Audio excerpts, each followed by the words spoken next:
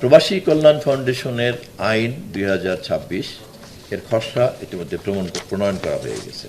কারণ প্রবাসীরা আমাদের একটু আগে যেভাবে বলছিলাম যে গার্মেন্টস যেমন শিল্প আমাদের জন্য যেমন একটা উৎপাদনের বৈদেশিক উপার্জনের উৎস, এরপরেই কিন্তু আমাদের প্রবাসীরা হচ্ছেন আমাদের রেমিটেন্সের উৎস।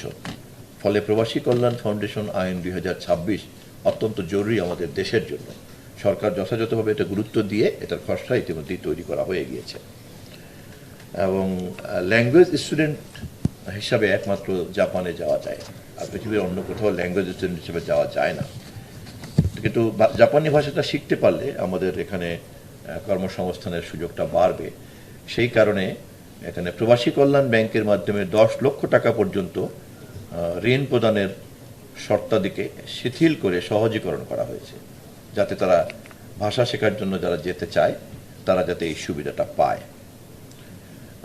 অবশ্যই এছাড়াও আপনার দেশের যে কোনো পৃথিবীর যে কোনো দেশে যারা উচ্চশিক্ষা নিতে চায় তাদের জন্য আপনার বিনা জামানতে 10 লক্ষ টাকা পর্যন্ত তারা ঋণ গ্রহণ করতে পারবেন। এই সুবিধা ইতিমধ্যেই সরকার দিয়ে রেখেছেন।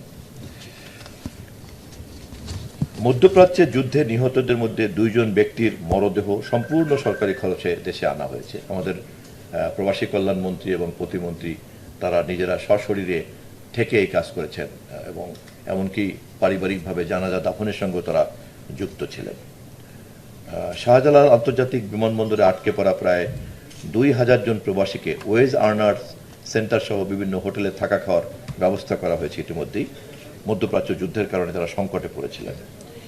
ইরানে আটকা পড়া 186 জন প্রবাসী বাংলাদেশিকে চার্টার্ড ফ্লাইটের মাধ্যমে বাংলাদেশে নিয়ে আসা হয়েছে এবং এই সমস্ত খরচে কিন্তু বাংলাদেশ সরকার দিয়েছে। বাহরাইন হতে প্রবাসী বাংলাদেশি 280 জনকে বাংলাদেশে ফেরত আনা হয়েছে।